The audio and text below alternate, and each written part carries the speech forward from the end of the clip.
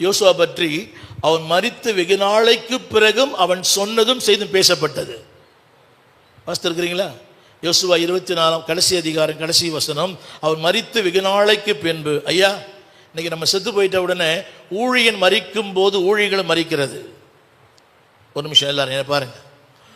ஊழியன் மரிக்கும் போது ஊழியங்களும் மரிக்கிறது. Yes or no? தமிழ் புரியுதா? ஊழியன் மரிக்கும் போது ஊழியன் மரிக்கிறாரு. பையன் சபையை வித்துறான், இல்லை வீட்டுக்காரமா வித்துடுது. சொல்லுங்க, ஊழியன் மரித்தாலும் ரொம்ப சூப்பர் தம்பி, thanks, you got the point. சொல்லுங்க, யோசுவாவுக்கு பின்பு வெகு நாள் உயிரோடு இருந்த அவருடைய மூப்பர்கள் சகல நாட்களிலும் அவனுடைய கிரிகளை அறிந்திருக்கிறார்கள். சொல்லுங்க, கிரிகளை அறிந்தார்கள், ஊழியத்தை அறிந்தார்கள்.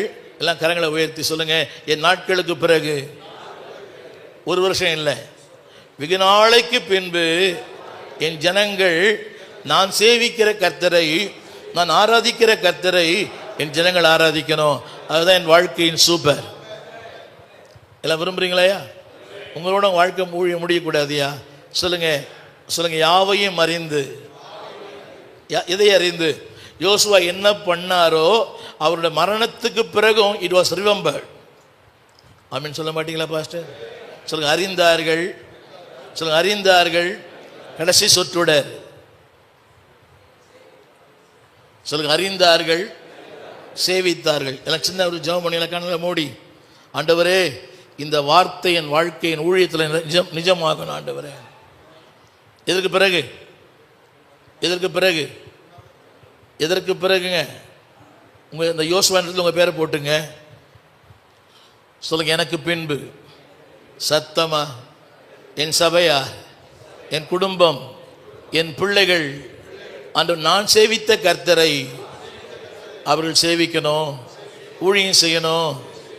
ஆரம்பம் எல்லாம் சொல்லுவீங்களா? எல்லாம் சொல்லுவீங்களா? ஜனங்க எதை பார்க்குறாங்க? மூன்றாவது வரி எதை பார்க்குறாங்க? சத்தமாக சொல்லுங்க பாஸ்டர், சத்தமா. அவருடைய கிரிகளை மட்டும் உங்கள் கிரிகளையும் பார்க்குறாங்க. எனக்கு சொல்கிறாரு, எங்கள் பாஸ்டர் மேடையில் தாங்க பாஸ்டர், இறங்கி வந்தால் என்னோட ஒரு மோசம்ன்றான். இறங்கி வந்தால் எந்த அளவுக்கு பீப்புள் ஸ்டடி அவர் லைஃப்.